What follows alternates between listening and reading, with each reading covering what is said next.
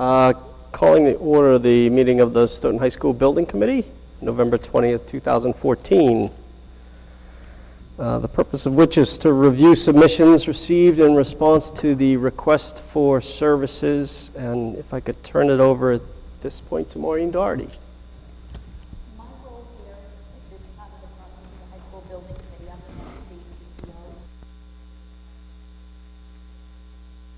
I'm on this committee, and my role is to run this procurement process. So we put out an RFS, and it was very well received. The high school, the walkthrough at the high school, we got a lot of good, feedback from that. Minimal questions were asked.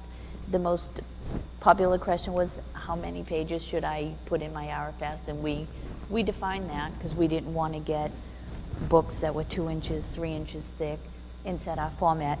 So today when we opened the response packages, we received 13, and my procurement assistant and I went through every single one of them, and we determined that everybody who submitted was responsive. The most important criteria that they had to meet, if they didn't meet this, was if their project manager was MCPPO certified for public construction for a school building project, or if they were registered engineer or architect in accordance with the requirements of Chapter 193 of the Acts of 2004. So every one of the firms met that. Some of the other firms, if you look at the sheets that we have, they might have been missing some pieces of paper, and that's the subcommittee that evaluates will look at that and determine, is it something that we feel is very detrimental and they don't move forward, or is it a minor flaw? Some of them on the evaluation criteria, where I just have the circles in there, they could have had it, but they didn't send it in the format that we asked for. So it was like flipping back and forth, and we couldn't determine, did they give us everything we asked for? So in whole, I would say that they did a fairly good job in their submissions. Almost everybody followed directions, and that's a good start. So what we need to do is we have to determine the interview format, because what's going to happen in the next steps of the process is the subcommittee that's going to be evaluating the responses will shortlist them and go through, make sure that all of the criteria that we asked for is met, and there'll be a weighted ranking on them. And that was in the back of your RFS. It was the last page that gave what it was. So the small committee will be evaluating them, looking at them, and ranking them.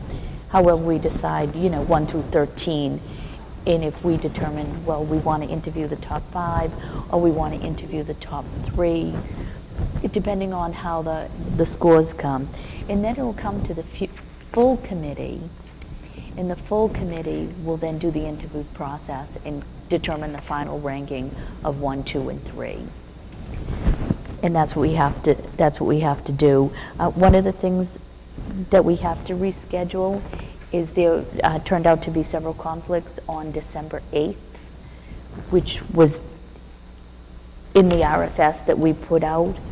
So we need to find another date that works. The MSBA is looking for us to give a submission back to them of all of our findings, all of our review by December 10th, in order for us to make that January 5th meeting. Depending on people's calendars, that might not be feasible, and we might have to go to the the February meeting. So that's something that we should determine tonight.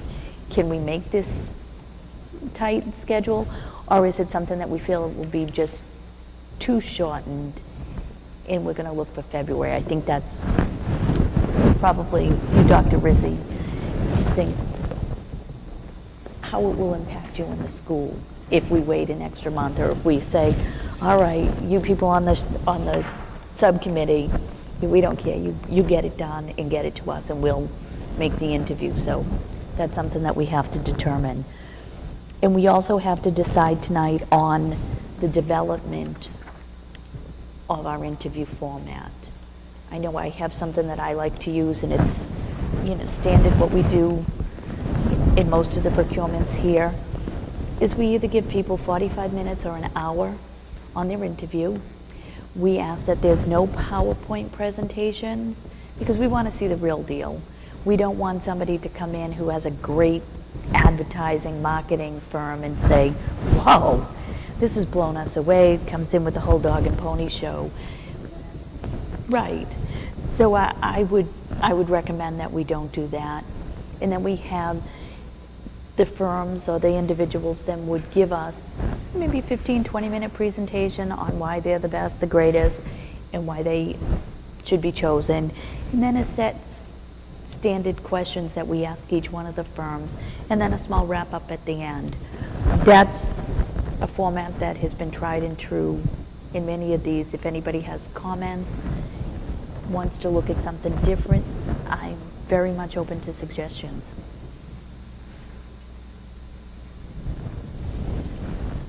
Have you used other formats in the past? We have used. Have you used other formats in the past? We have used other formats in the past in other projects that I've been involved on, and it was that we allowed people to have the PowerPoint presentations, and it just seemed to cloud things up. People were like, oh, well, we want our school to look like that.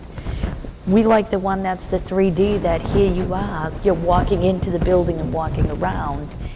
And that really took away from the whole firm you were looking at. You bought the marketing tool, but not necessarily. What can you really do? Right. So you're proposing a standard set of questions. We ask the same questions of every single responder? Yes, Okay. And then give them an opportunity, whatever block of time, yes. to be able to respond. Okay. Do you have any thoughts? Yeah, normally after the standard set of questions, we open it up for individual questions, and one of the reasons we do that is in the course of checking references. For example, Dr. Rizzi, you might have talked to a superintendent who had a problem, and you might want to say, I heard that you had a problem in this school, tell us more about it, or things of that nature. So these are tailored really for the people that are there, type of thing. And one of the things that we have to keep in mind is that this company that we select is going to be here for anywhere from 3 to 5 years. And they're going to be this committee's staff to make sure that the project gets done. And Maureen is going to be their taskmaster, so to speak. Okay, so we have to be careful. It's going to be different. Everybody's going to be different. They'll all have different views, they'll all have different ideas, and a variety of things. You're just going to have to basically, some of it has to be done by feeling, and some of it is just by instinct. You just have to sit there eventually and look at the company and say, this is somebody I think we can work with for the next 3 to 5 years. And they'll get the job done, and we want them to get the job done for the taxpayers of Stoughton as well as everybody else. I just have a question. So have we looked at, are we going to be looking at these people in the finality, the projects that they have made done in the past in another place? Are we going to be going to look at their work that they've done elsewhere? Well, may I? Oh, Sure. Go ahead. The selection committee is going to score based on certain criteria that we have established. Okay. Okay, and the people that are going to come in for interviews will have the highest scores, which means that they'll have the most experience in doing an entire school from start to finish. They'll have the most experience with public buildings in Massachusetts. They'll have the most experience in a variety of other things. Okay. So when they come in, they'll have these qualifications. Okay, great. When you start talking to them, and I'll be honest with you, we could interview 3 companies and may not be able to agree on any of the 3. Or we might throw everybody out and say, these guys are all losers, we're going to start all over again. Okay. I've never seen that happen. But we It's a could. I possibility, mean, we yeah. have the right to do that.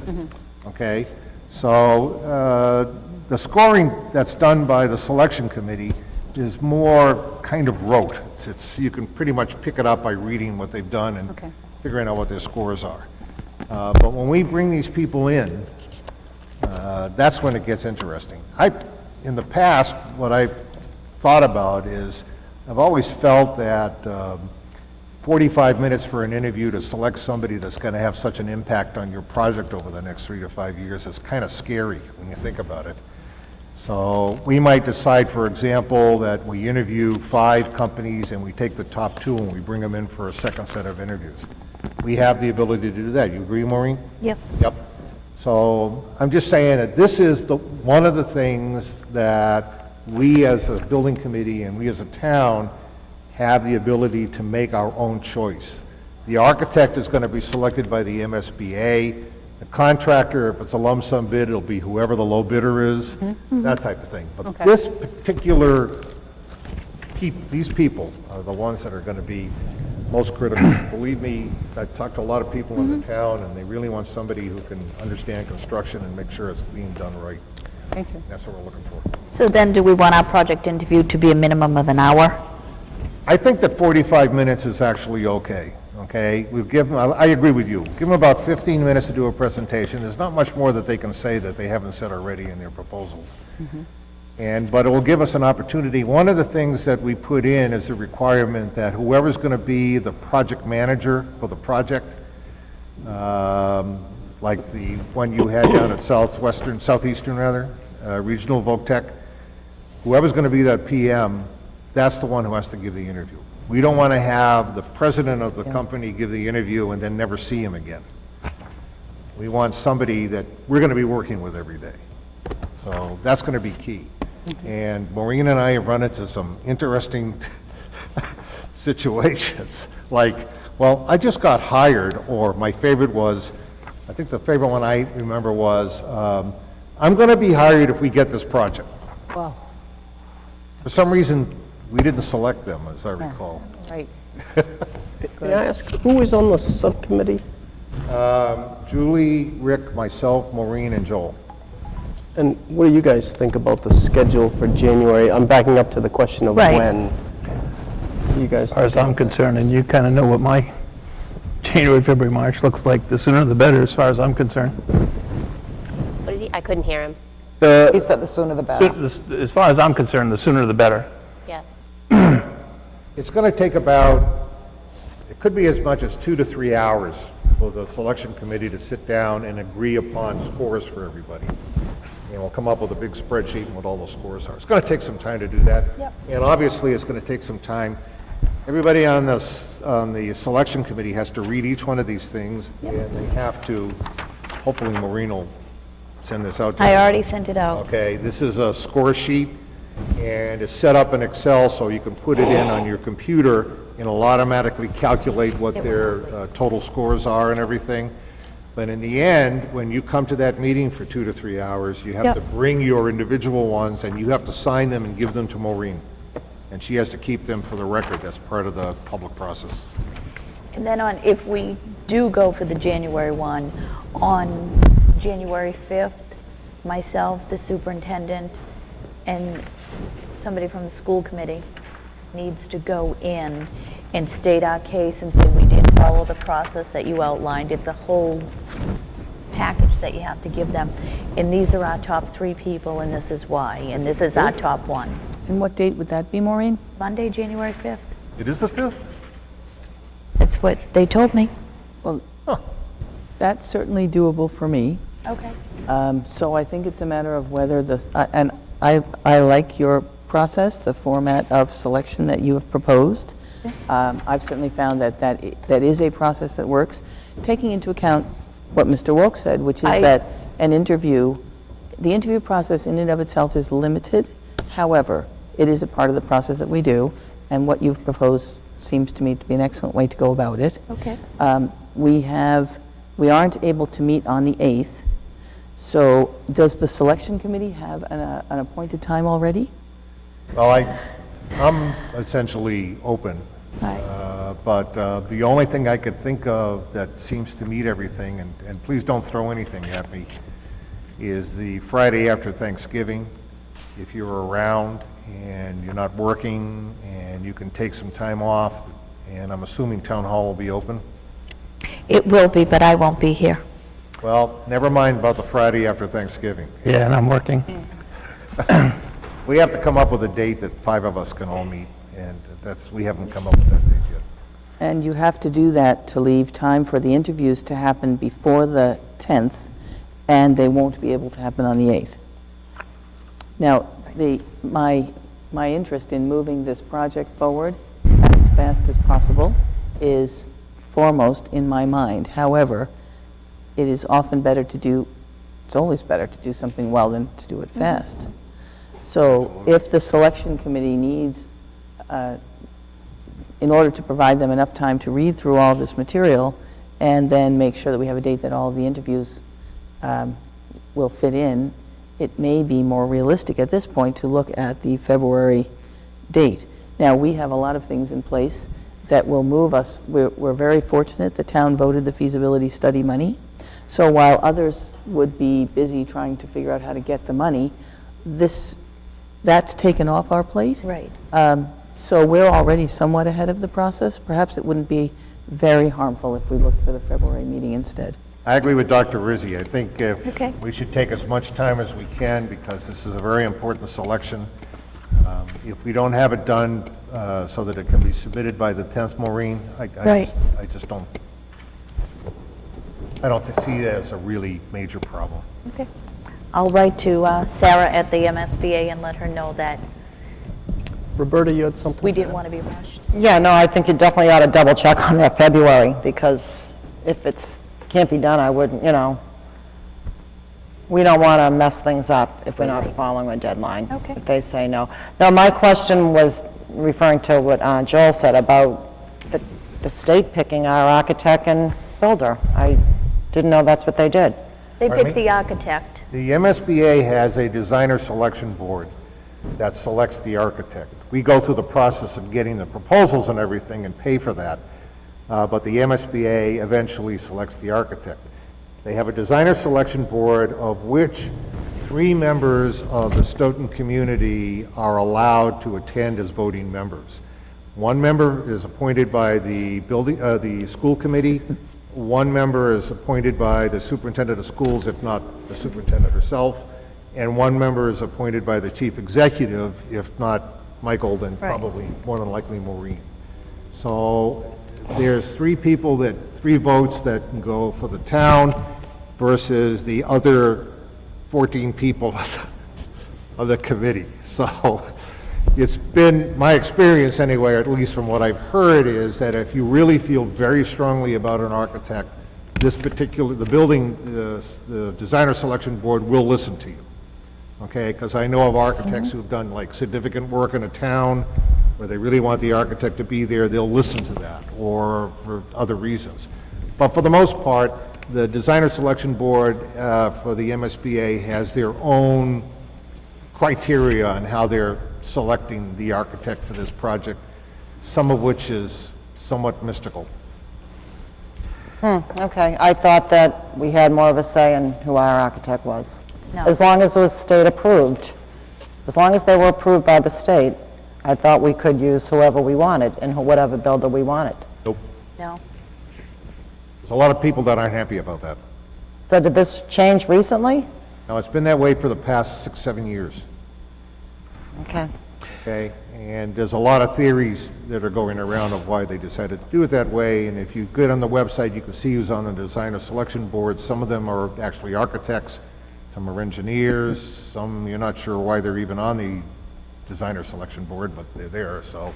What's the February date? I'm not sure what the February date is yet. I'll get that probably, I would anticipate tomorrow. Yeah, the February date is a small subcommittee of the MSBA Executive Board that interviews all selections for the owner's project manager. And they do that so that, for example, you don't select your brother-in-law who's out of a job, but they want to make sure that this is somebody that you've gone, as Maureen says, goes through everything that has to happen. And they come in, there's a little presentation. From what I've heard, it doesn't take longer than 20 minutes or so. Okay, and then they give their stamp of approval, and then you can execute a contract with them, and then you're off and running. Right. okay? Now, the designer selection board, they don't meet every month. So once we have the OPM on board, one of the first things he's got to figure out is how long it's going to take before we have an architect. Can I ask, this may be a stupid question given what you said about who chooses the architect, but some of these I see have architects or engineer credentials.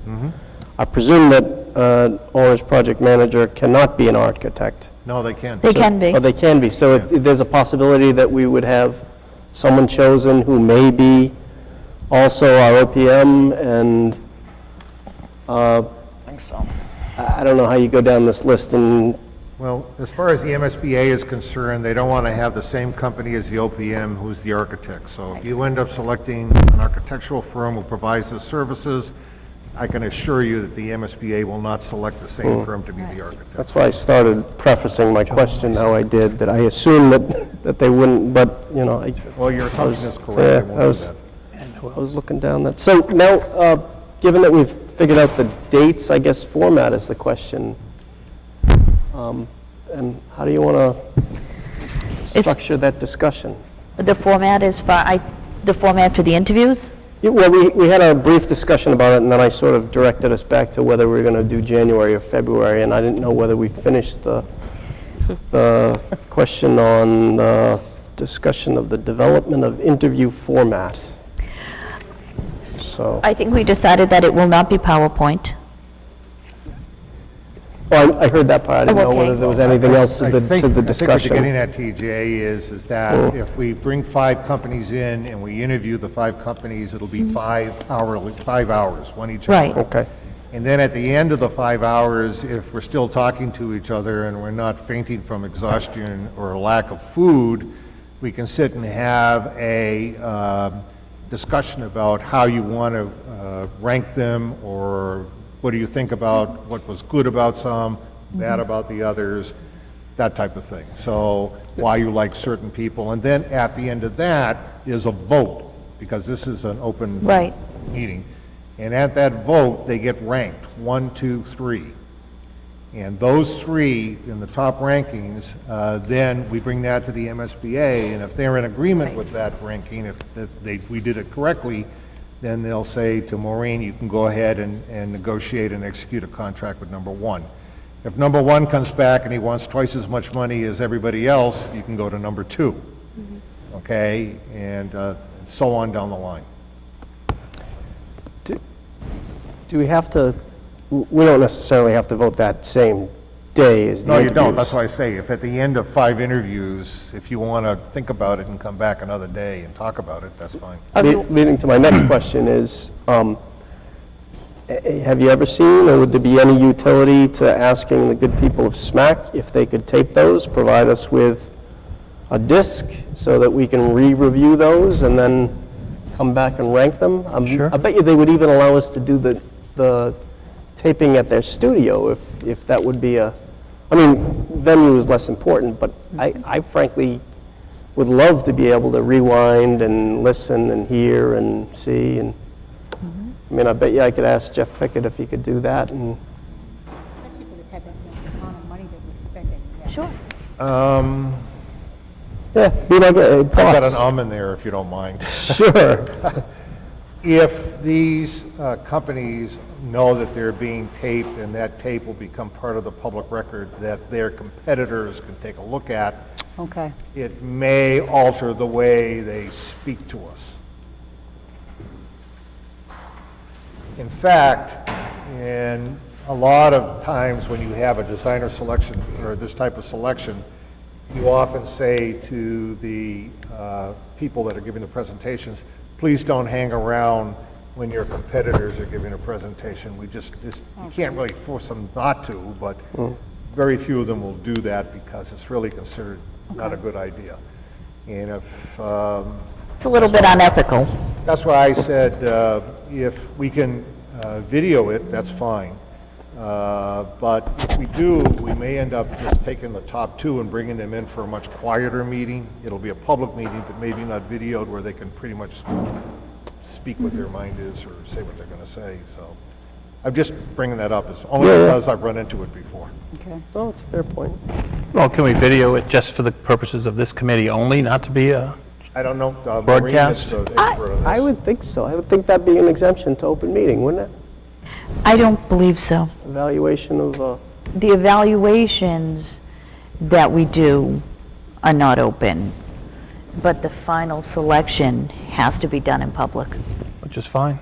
yeah, selection. I don't really see it as a big problem, because if they videotape it and say, company number 2 comes in and says, I want to see the videos for the other companies, and the other companies find out, they'll say, okay, well, we want to see your video. Well, I would ask them if I did get a request like that, that I would just tell them to put in a public records request, and we have 10 days to respond to that. Well, we still have to tell everybody that they're going to be videotaped, if that's what they're going to be doing. That's another reason not to use PowerPoint, by the way.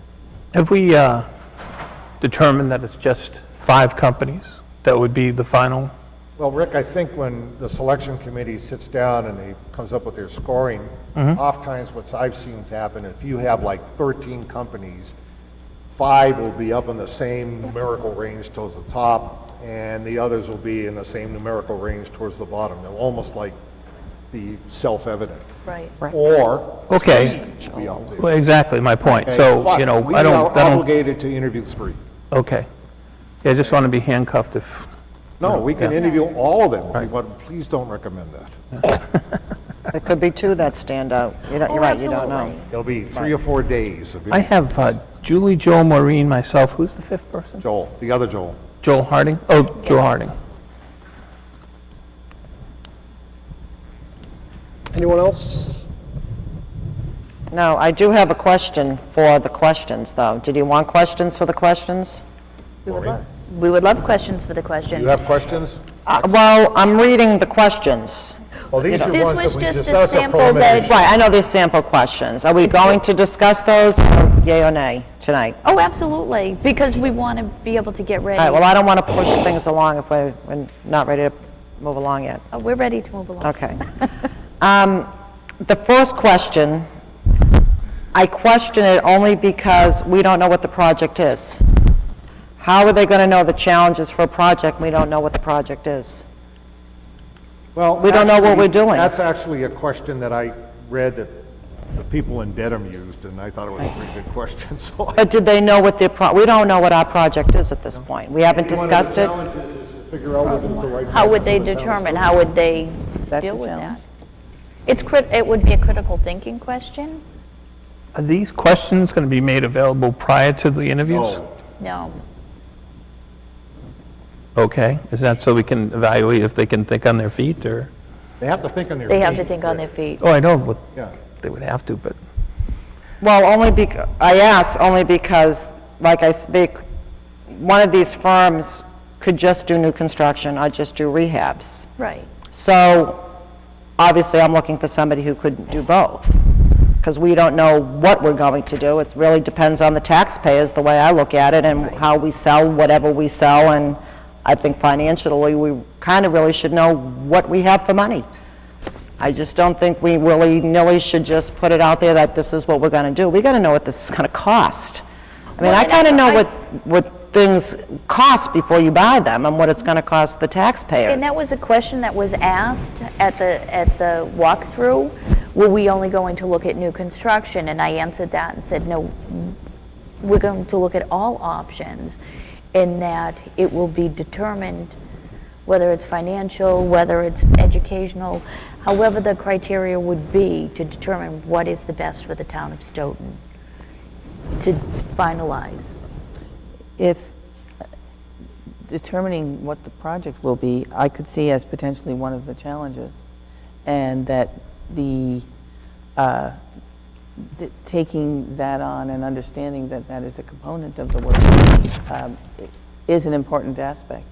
I believe that the feasibility study will give us the options that we have. Absolutely. Right. It better. So and that is at the point at which we look at the options. Norwood, I believe, had 9 or 8. And then based on the choices before us, we select the ones for which we do want to advocate. And at that point, the town makes a decision. No, But I the understand. OPM's role, given that we're not at that stage, would be to help us navigate that process. No, I understand. I guess I misspoke. My question is financially, the town. I understand that they can't say if this is going to cost $10, this is going to, I'm saying the town itself, the town treasurer, whomever, shouldn't we kind of have an idea of what the town itself can now kick in to this project? That's what I'm trying to say. I think if they say you can do A or B, you can do a rehab or you can do new, either they don't care which one. So we have to decide what we're going to do. Well, I think we kind of need to know how the town financially. But we don't do that, we won't determine that until after the study's done. I rather see it as flipping it the other way around, and to look at what the feasibility study tells us we need, and then work with the town and the taxpayers to determine how it will be financed. This particular question, the answer that I would like to hear is something like, we're going to make sure that all aspects of the feasibility study are looked at. We're going to make sure that all stakeholders, if you want to call them that, are involved in the course of this study.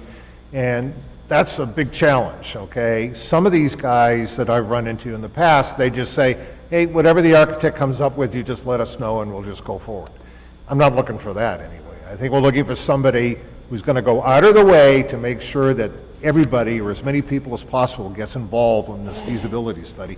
And that, to me, is a big challenge. Another respectful answer would be, well, if it's a rehab, then I would see these challenges. If it's a up, then I would see these challenges. And I'd be kind of impressed that they forked in the road on that answer. So it's you a never good know what open-ended these guys question. are going to say. Yeah, it's open. Yeah, and it's not a bad question. There's a couple things that I might want to just point out. Question number 3, I've heard that asked by the MSBA staff twice in different meetings. So I thought I'd throw that in here just to see what kind of discussion we had. And when I was over at the open house the other day and talking to the superintendent over there, that's actually one of the things that he and I were discussing, was how we made sure that the architect did what they had to do. But the MSBA loves this question for some reason. I don't know why. Well, I do have a question that I would like to be asked on, I guess if you can yay or nay it. All right, my question would be, the owner's project manager job is to control costs, especially when unanticipated events occur. Give me an example of a real situation that you've encountered and how you helped keep the project on budget without sacrificing scope or increasing cost. Because that could really happen. Oh, absolutely. And I just don't want somebody to tear something open. Now you have, I'm just saying, you know, you have this, you have this. Well, you've got to keep this on budget. You said it was going to, because I know from past experience that this happens. And you need somebody who was going to say, well, we just need extra. No, you can't just keep on giving them extra money. You said, this is it. You work with what we have. And I think that whoever does this has to know that we are clear. We are not, whatever money we get, that's what we're getting. We can't keep on bumping up the amount. It is what it is, and you need to work with it. So I think it's an important question that needs to be asked. Will you email that to me so I Yeah, I have it. You can have my scratch of paper that I wrote it on. Thanks. I have a question. So are you basically saying anything that comes up during the construction, that they kind of eat that because we're only giving one price and one price Right. only? You're going to have to find a way to circumvent around that issue, and you're going to keep the, I agree, that's a good question. because you will notice there will be things that you have to compromise on and cut back on as the project progresses. Right. Oh, no, we can't get new chairs for this room. We need to, because we need the doorways handicap accessible, and we didn't see these 5 doors that need to, and it could be anything. Right. It could be anything. Right, but then there are these people who think that, for example, the school principal should get whatever they want, no matter what it costs. I agree with that. I vote yes. And I liked, oh, I'm sorry. It is a good question, just because they're going to think about it before they come and ask you for more. They're going to have options available because you know you're going to push back. Yes. And say, They you know, should. yes, because we're not openly going to accept that this is a mandated or change order that we have to accept, that there aren't other paths to follow here, so anyways. Absolutely. Well, put it this way, Southeastern went from a $200,000 courtyard to a 70. Okay. Because they had to lift it up for the handicap, and all the fill that they had to go through the school, same type of courtyard at like the middle school, you have to kind of go through but it got done for a lot less money. So it's just, I know we can't do it, yes you can, and they did do it. It may not have been as pretty, it may not have as many flowers, but it got done to the specifications that the state required. They'll love to spend your money, that's the whole thing, but if you don't have it, they have to know what we have is what we have. Okay, there is one question here that I, as a retired construction person, are really going to push very hard for, and that's number 6.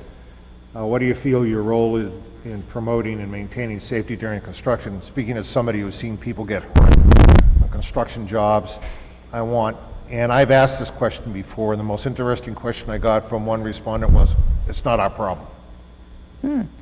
Somebody else's problem. We'll get you your own hard hat, Joel. Yeah. We all have them over there. I already have my own hard hat. Me too, with a little light on it. But some of them will come back and they'll say something, we understand the importance of safety in construction, and if we see something that's wrong, we're not going to just turn our back and run away. Okay? But this is something I think we need to hear, because not only do we want to protect people on the job, but to be honest with you, we want to protect the town from running into any type of liability because of a poorly run construction job. So if they say it's somebody else's problem, then we just thank them for their time? and Yeah, send- well, Very much. I would, but I can't really do that. But Okay. I think a big part, for somebody who has served as an OPM in my past life, before I came to Stoughton, was they need to protect the owner from the owner. And the owner sometimes asks for things, oh geez, could you just do this little thing for me? And next thing you know, you got a claim for $100,000 worth of change orders that you're like, where did those come from? Oh, the principal, asked for this, or the superintendent, or the custodians asked.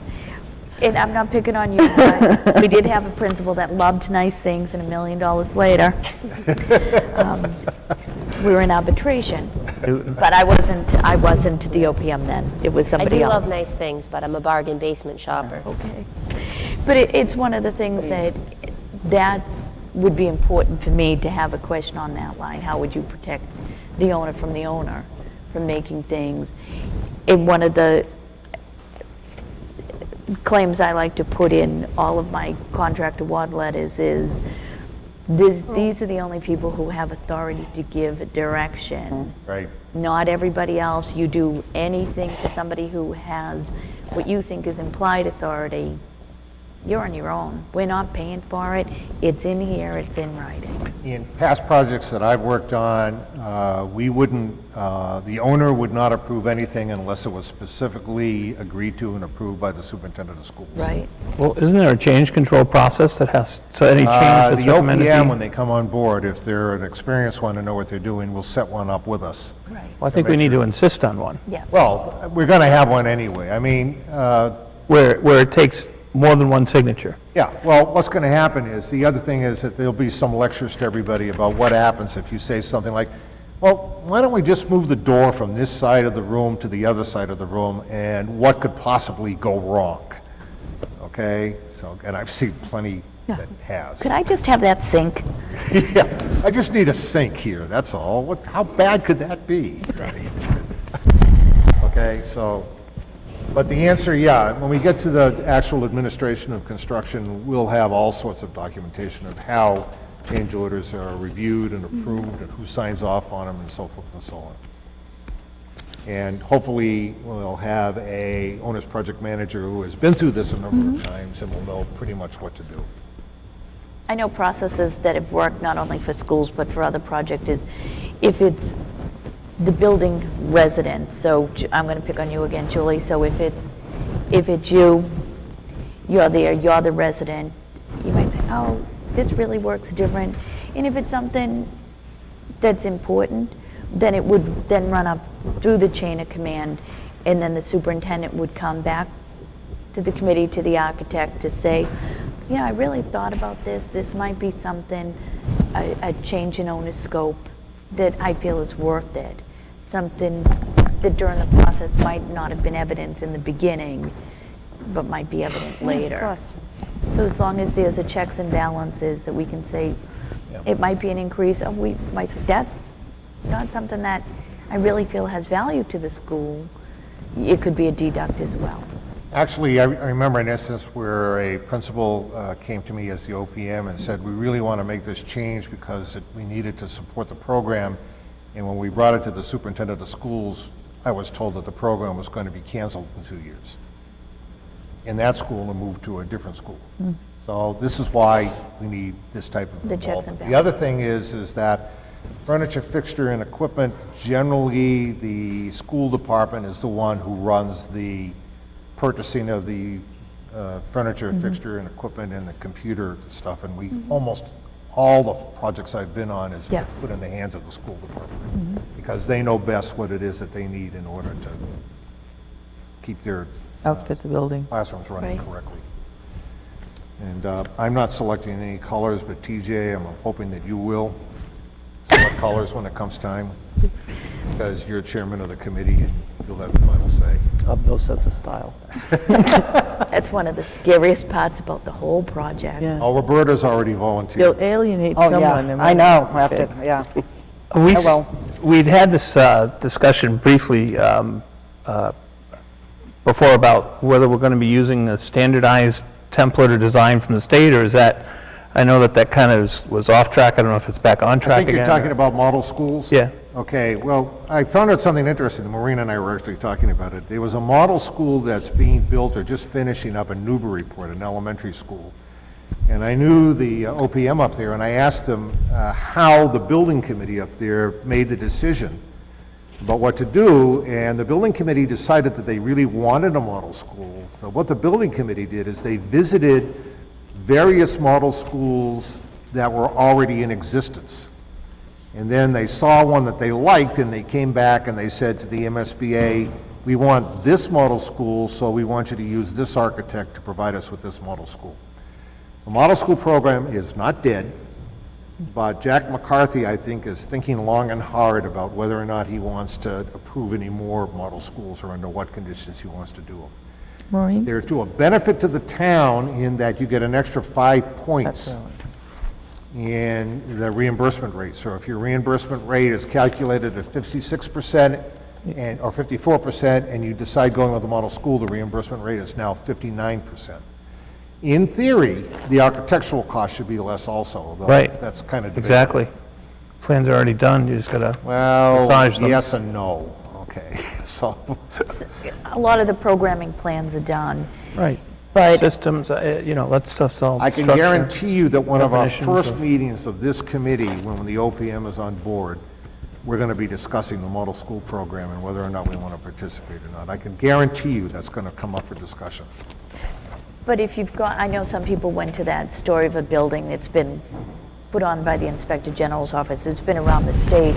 I went to Norwood. They had, I have to say I was blown away that any school building I have ever worked on has been a vanilla building. I thought, wow, the casework, it was unbelievably beautiful. But they also said, we wanted the model school. That's what they dreamed of. They made it work with the, the former Unique building that was features, there yeah. with the With columns and the everything. Clock tower. But there was also, they didn't have enough room for the band and certain different equipments. They did do that, but it's solar array on the roof to run their, I think the Engineering MSBA's biggest problem with the model schools is that they can't take a model school like a high school and say, this is it. right, there's always tweaks to Somebody it. has to take a look at it from the school department and the school committee Sure. and say, well, yeah, that's fine for Abington, but it doesn't Every work for community's Stoughton. different, right, every community's different, the layout, the By the time they landscaping's make the different, changes and the grades of the, differences everything, it's a little different than what you Right. right. Go ahead, Dr. Rizzi, you had a question? My question was, do you still get additional reimbursement for a model school? Which certainly makes it worth a look, because every percentage point matters as far as what the town would then be able to do additional to the in the non-reimbursed portion of the project. Then it becomes a matter of what would you give up. So what is the sacrifice, and then we just discuss what the trade-offs are. But this is something that, once the OPM's on board and we start having semi-regular meetings, hopefully, there's a couple of things that are going to come up. That happens to be one of them, and it has to be talked about very early on in the process, in my opinion, before we even select the architect. Yep. Because what happens is, if you select an architect who does a feasibility study and you decide after that to go to a model school, and he's not one of the model school architects, you have to get another architect. And sometimes that works, and sometimes it doesn't work. Do we want to get back to the agenda? So we Oh, I'm sorry. That's okay. Questions? If you take these home tonight and say, geez, I'd like some other questions on, I don't think we're going to have time to ask 10 questions. So we'll probably fine tune when we do the subcommittee, we'll fine tune, and then we'll set out, these are what we think they are. Is the OPM's reporting and communication process defined by the committee, or are we looking to them to provide that structure and process? In other words, how are we going to know what they're doing? How do we communicate with them? How do they communicate with us? Well, one of the things that we asked for them to provide us with is samples of documents that they used for reporting, Rick, so that we can take a look at what they've used to make their projects work well. Roberta, you probably saw reports that the OPM used for the project you were on. And if these are going to be suitable, then that's going to be an impact or have something to do with who we hire. For example, the OPM is required to take minutes of the meetings. So I'm curious to see what their meeting minutes look like. Okay, they have to do a monthly report. I want to see what that looks like. They have to do a separate cost report. Would be nice to know what that looks like. Right. But that's As something opposed to like, here's how much we spent. that when we get down to our short list, that I think that's fair when we schedule the meeting to say, the committee is very much interested in how you do your reports. So could you spend time on your presentation telling us about this, so that if that's a critical component that we want to see, that we ask them to do that in their final interview. Yeah, that would be one of the questions I'd want to have answered. Yeah, they Reporting should do a whole chart on their Critical, timeline. yeah. Their timeline, because everything has to fall in a certain time, and all, Right. it's crazy of all the stuff and the approvals On their and critical permits. path And schedule? this has to be done by this, yeah, Oh, yeah. through the whole 3-year project. And you'll look at these and you'll see a lot of Yeah. people had done that big CPM Yeah. schedule.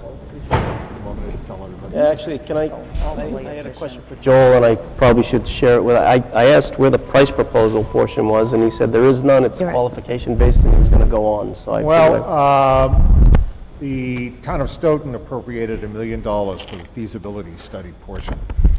That $1 million was transmitted to the MSBA, who apparently came back and made the decision that this is how much money you should be spending on the OPM. And I think it's 200 or 400,000? $200,000 just for this phase. So they're going to... Or less. We're going to select somebody as our top ranking. Maureen is going to negotiate with them. They know because of the ad that they can't be more than... No, I took that out of I had to take that out of the ad. The MSBA pulled the ad and said you can't do that. You can't put in that it's not to exceed $200,000. That's in conflict with other state laws, in my opinion. But well, that's what we have, $200,000. So No if more the guy than. comes back and says, we want $2 million, Maureen can tell him to take a hike. They won't be. But that's just for this phase. We thank them Yes, for their it's just for time. this phase. Now, the way it's set up is at the end of this phase, if we're still happy with the OPM, and they give us a price proposal that meets the budget that's, correct, and everybody else is okay with them, then they can continue on for the rest of the project. Okay. And all we do is the OPM contract has a rider to it. It basically says, you sign this rider, this is what the dollar value is, and these are the additional services that you're including in that. MSBA's got everything all planned out for you. Great. Right, and if that money is, if the project is accepted, then that money is reimbursed back to the town. All reimbursable. So people know that. In fact, the first $1 million is reimbursable because you end up getting what's called a feasibility study agreement for $1 million. And everything that we spend on the feasibility study, architectural fees, OPM fees, any type of testing that we need to have done, any type of special work that we want done, anything of that nature, all of that is reimbursable. And if the project doesn't go ahead, the town of Stoughton still gets reimbursed for that expenditure. What else do we have, Maureen? Hi, Joel. We have Joel. Joel has arrived. Dr. Rizzi had a question. Maureen, if it turns out after the feasibility phase that we want to go in a different direction with a different OPM, is that is an option? Yes. Right. Yes. So We are under no obligation to keep the OPM for the entire project. but it It's a good question. behooves them to impress us to the extent that we wish to do so. Yes. OPMs for the feasibility phase and even designers for the feasibility phase have been known, and this is just a rumor, to take it at a low price just to make sure that they get in on the rest of it. That's just a rumor I've heard, Dr. Rizzi. I can't really confirm But it that. has the ring of truth. Think of how people think. Not that I've done that in my past. but Right. no. Joel, we were just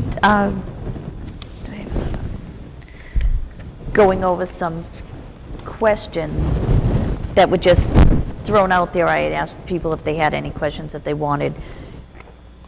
And we will fine tune this in the subcommittee and then come with a good standard set of questions to ask. Did we define who the OPM interfaces with? Who's their day-to-day contact? The awarding Maureen? authority The awarding. is the procurement officer. Okay. Now, we can set it up however you want to, Right. but in the long run, she's the one who approves their invoices and determines whether the work that they're doing is in accordance with their contract. OPM wrangler. At least for this phase of it. Come the next phase, I hope it's not me. Dr. Rizzi, if you go to Maureen and say, these people are jerks, that will have some weight. It's unlikely that'll happen, but. Right. And it is true, I do have a pointy hat in my top drawer, my credenza, When needed. when needed. Yeah. I Good. do have it. And it can come out. But it is, during at least this start, make sure that they're doing. So Difference, actually. if we get an OBM and you say, I don't think they're responsive to us, they're not listening to me, it's not a problem for me to call them up and have that talk. Well, conversely, we're certainly going to need you to tell us if they're not meeting your expectations. Maybe we should kind of figure that out. But Well, Rick, actually, one of the things I've seen in the past with the building committee is sometimes they'll come up with a subcommittee yeah. of maybe 3 or 4 people who have the time to meet on a more regular basis and see what's going on, and then report back to the main committee and say, these guys are doing a good job, or these guys are falling down on the following That's a good areas. idea. Yeah. And that's working. Also, I've seen it done with change orders, where you have a small Oh. subcommittee that'll review the change orders and see if they're good or bad. Yep, And like then go that. before the whole committee and make a recommendation. Yeah, I like that, Otherwise, too. people get tied up for, Well, we did talk about, again, getting the community involved, or at least, having this process open and available to them.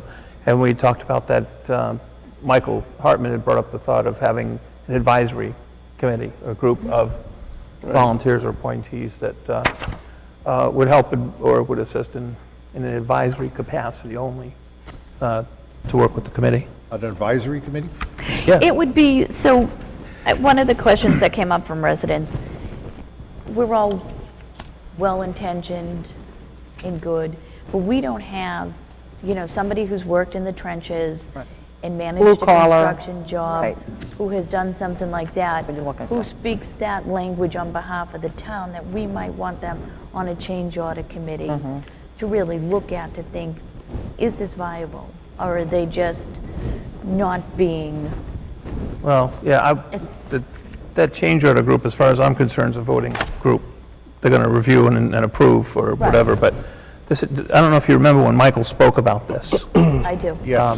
And he said that a group of professionals in the trades, doesn't matter, wherever they were qualified in, might be put together to be able to advise us on certain things, or, Right. we could consult with them on a variety of topics or subjects, or have them review things and get back to us with their thoughts.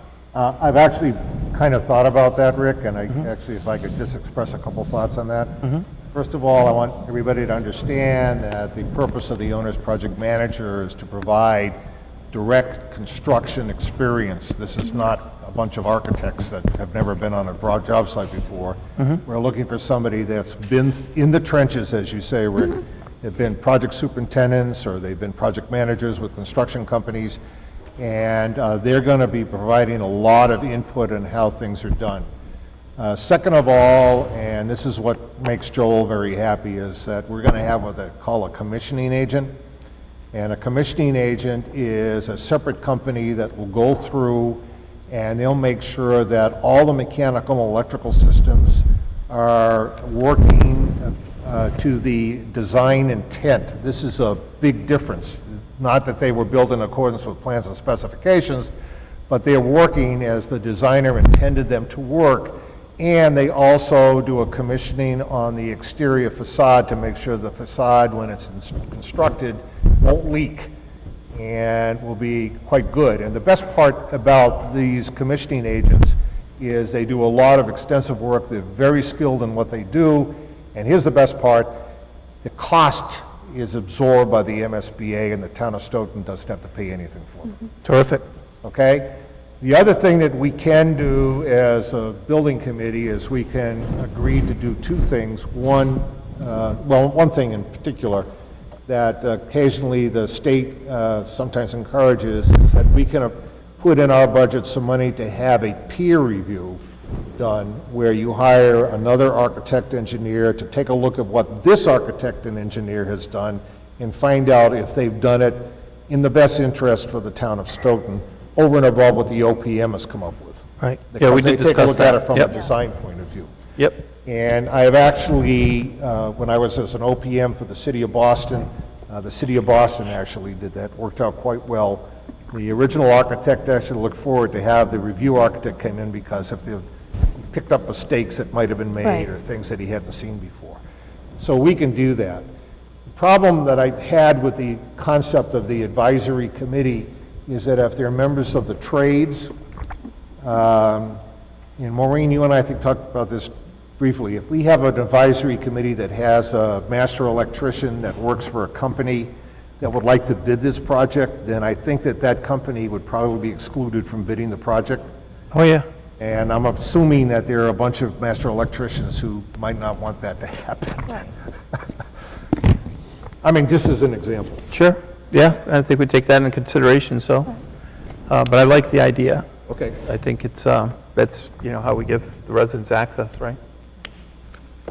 Because One it's way. such a limited committee, I agree with that. Yeah. It's also, I think, down the line. Right, it's not up front, Yeah. what we're doing now. So we can hold So we it for can additional discussion? chat about it. for a Right, and I while. think it would be something that's further down when it does come into construction or design review.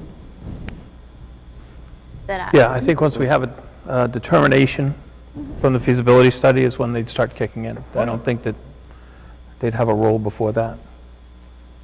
And it might be something that we might not ever see as this committee, but Dr. Rizzi might say, look, I got these plans, I'm an educator.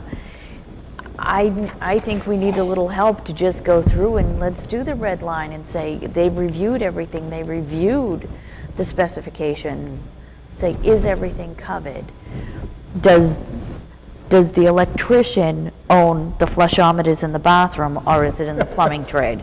Because that's something that there's always a fight over, who owns Sounds like those. experience talking, Maureen. It is experience, and sometimes we know from projects that we've worked on that, little things like that, so I don't necessarily, And I don't think it's a bad idea. It's going to be very helpful in that. I think, at least in my experience over the past 12 or 15 years when I've been kind of looking at this stuff, the hardest part is coming up with the educational program.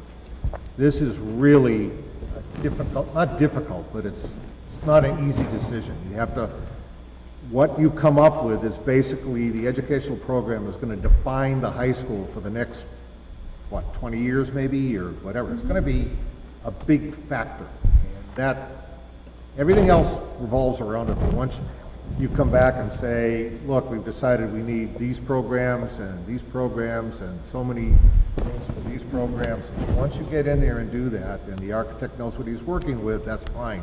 But just to get to that point, I've seen school departments and school committees really struggle with it. well, and I think that's something for another advisory group, if Dr. Rizzi and Julie might say, we want to get in touch with other people who have built this school, and they might advise them during this time, these are the mistakes we made, or this was the best thing we ever did.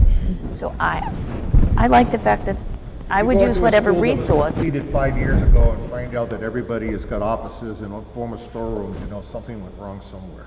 Right. well, if you'd like to know, I'd love to hear what they had to say about it. Actually, I went on that tour and I did hear what they had to say about it. But, I love question number 8, by the way. Maybe you can get Southeast Regional involved. Yeah, there have been some of these guys that are applying that actually go out of their way to work with the students. I know on the Southeast Regional Voc Tech, I think that the students were involved in a number of things, including coming up and making some cabinetry for parts. But I ended up teaching a couple of math classes in construction and scheduling theory myself, but Right, but even from the IT side and the engineering side, Oh, which you're delving into more and more, and then again, like I said, Southeast Regional might want to be able to have some folks jump in on this, but we're going to spend $80 million, we might as well get some students educated. yeah, some of these guys can get pretty creative about these things, so I think it's a good question too. Yeah. The When we people were who in- use the building absolutely are going to have an insight that other people aren't, and Right. it's invaluable, and I think it simply could not be something that was overlooked. When we did the Mansfield Robinson Elementary School, we had so many kids involved in it. And it was the super from the construction company went in, and this was elementary school kids. Would you think, let's keep them away from the construction worker, because there's always, fear that they're scary construction guys, and these are our babies. And my children were at the school at the time. That they did a whole math curriculum program about that. And sometimes you look, and I'm going to go back, I wasn't the best math student ever, but go back and say, who cares where X is? But if somebody might say, well, This is why you care. you care where X is. Right. And involve that in some of the curriculum, the special class, and they did it maybe 3 or 4 times, during the little semester or the quarters that they had a special program like that. Let's look at dirt when they dig a shovel and see what is under the ground. Unfortunately, we had very deep layer of unsuitable peat that smelled 1.5 miles away to my house. But we learned all about what was under the earth. Yeah. And that was interesting. So I think that would be a great component. The kids got a lot out of it. Sure.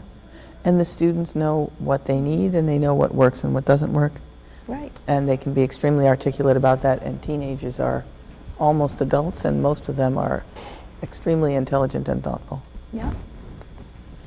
Maureen, I have a procedural question. If Oh, wait, you had your... Yeah, I just, it would be nice, I know we're talking a few years down the road, but when the builder, whomever that may be, it would be nice if they employed businesses from the town. The it would be nice, I understand they may not want the job, whatever it may be, but it would be nice that if the price was right, that we take care of our own in this community. We take care of our own. I'm going to tell you that it's not something that we can mandate because it's illegal to say that you have to employ a local company.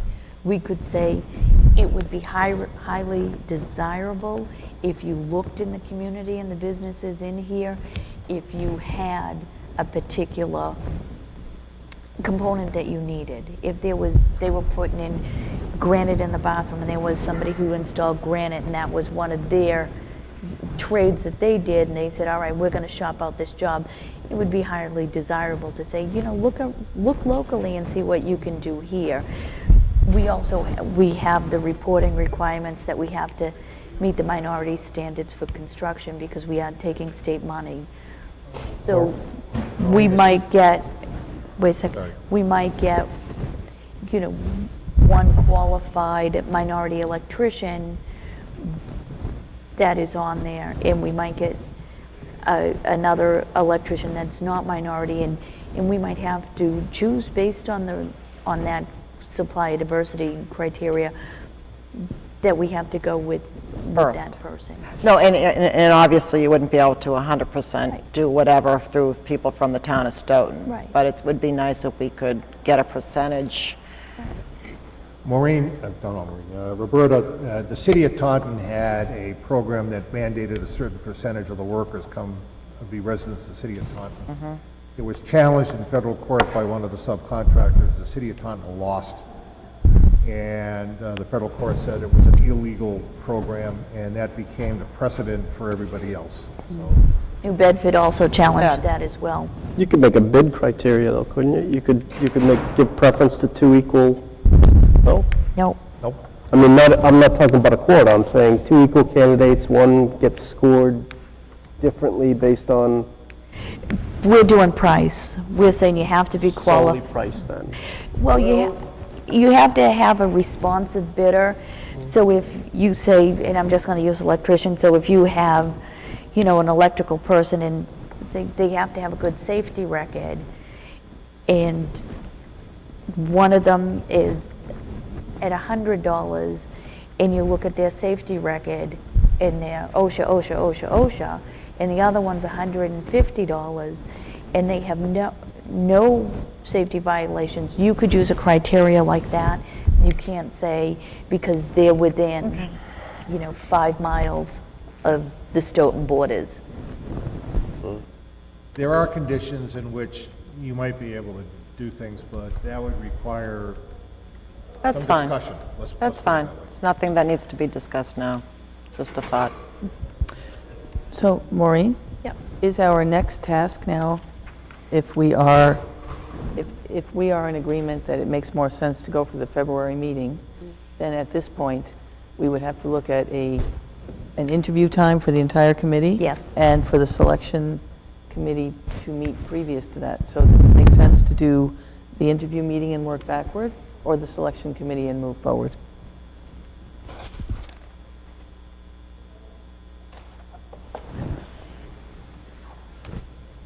I know you have a lot of challenges coming up in January as we're all working on our budgets and everything. Yeah, half of them with the school. We could almost make the January meeting if we didn't have to be ready by the 10th of December. But I think if we looked at, we want to do a tight schedule, we can put our interviews, we can't do the 8th, but we could do as early as, say, the next Monday, and then that gives the selection committee a set of parameters. You know what I'm going to do tomorrow, now that it's out that the 8th is something that doesn't work? I'm going to write to Sarah, who's our liaison with the MSBA, and say, look, we have this problem. We can't make the 8th. There's 3 people from the schools that can't make it, as well as that's the first day that Mr. Hartman's back. So that might be a problem for him as well, to say, or the 8th is just too much. So I think that significant key players can't be at that meeting, that I can ask her, could we do it on, give us a week? Yes. They want it on the 10th, the MSBA wants it on the 10th, so that they have time to review it and it doesn't interfere with the upcoming holiday season. Right. The But if we 10th could- is yeah. when they have to set their agenda. So in Well- order for us to get on the agenda for the January meeting, they have to know by December 10th, and I think Maureen is correct. If we go to them, or Maureen goes to them Yep. and says, look, we might not be ready for the 10th, but we'll be ready for the 17th, can we still get on the agenda and give you all the stuff? And that will keep the. They might that'll say that's keep the okay. pressure on, and that's a good thing. Even if they said we couldn't do that, that doesn't mean that we have to use that entire month. We can still look to do our interviews as close to the 8th as we could possibly manage, Right. even though it doesn't make that deadline. Right. Okay. So is that something we ought to schedule now? I would say that sounds good to Okay. me, to So is it all right then that we move on to the last item of the agenda? Because I think. future meetings? Yes. One quick question, though. Are we going to attempt to interview everybody in one night, or are we breaking this up over 2 nights? If there are 3, probably in one night. If there are 5 or 6, I would almost assume we would do 2 nights. I'd agree with that. So Yeah. whittle that list, people. When will you know that, by the way? Well, the selection committee has to sit down and they have to shortlist, and if we find out that there are 6 that rise to the top with almost identical scores, we're probably going to have to do 6. 3, we'll do 3. I mean, we don't know until we've reviewed all of the materials. If I might make a suggestion, we don't want to eliminate anyone who might be a perfect fit. Should we schedule 2 nights in sequence? Yes. And then cancel the second one if it turns out that only 3 candidates rise to the level we want to talk That's a about? good idea. Okay. Do we want to do that at the studio? It might be easier to get a room down there for 2 nights in a row. Then somebody doesn't have to be interviewed in the Great Hall if there's nothing else I available. can ask, there's also the high school studio. We have so many spaces that we can use. Okay. I venture to say we could find a space for 2 nights Okay. if we needed to do that. Yeah, well, we could use the attendance room, too. Yeah. Whatever works.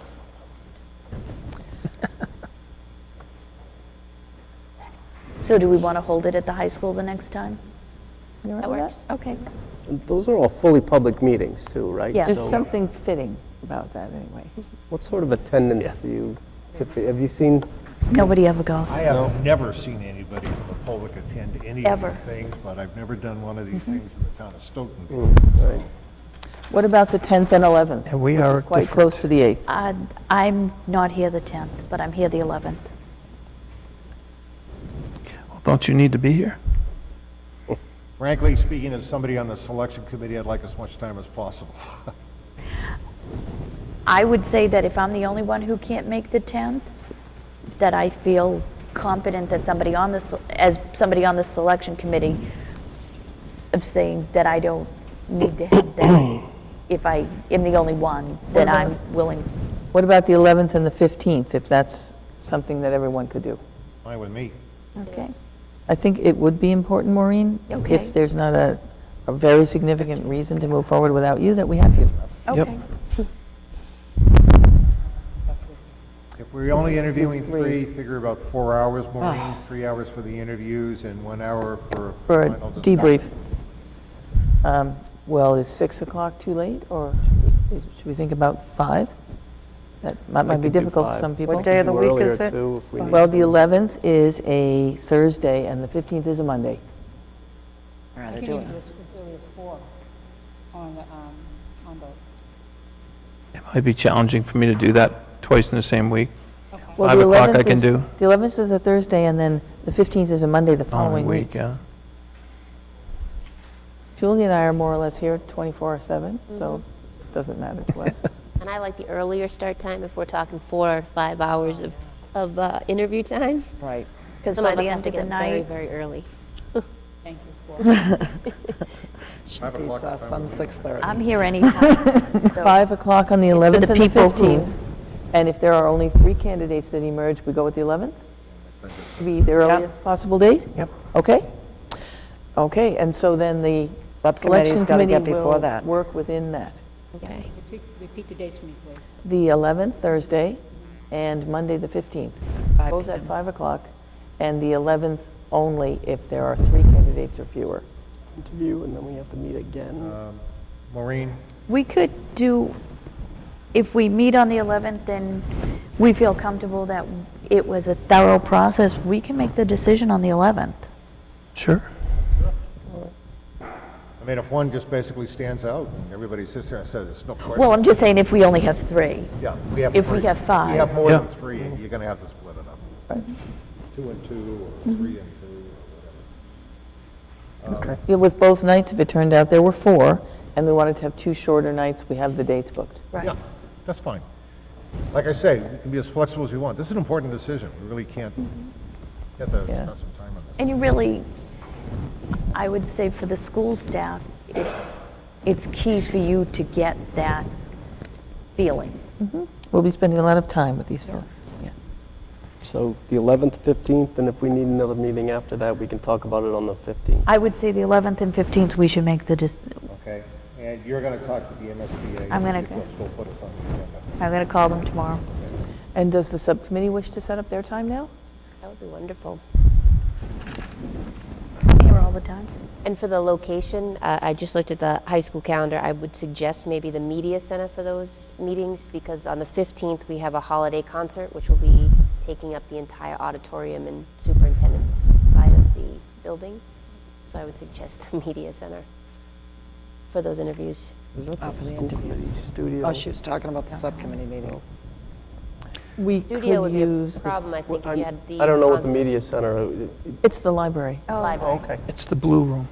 It used to be the library, TJ. It's the exact same room, I went to BC High. with the exact same books. La-di-da-da. My nephew just graduated from there. So it's the Yeah, la-di-da-da. it's the media center formerly known as the library. All right. Anything further? So who will After book this those meeting- meetings? After this meeting, Julie. Noel, Julie, Book them. Maureen, Rick, and myself, we would just get together so that we can figure out when we're going to meet as a selection committee. I think it'd probably be a good idea. Great. Motion to adjourn? Second. We have to vote, no, we don't vote on that? Yeah.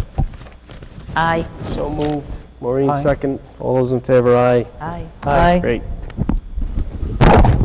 Took an extra agenda.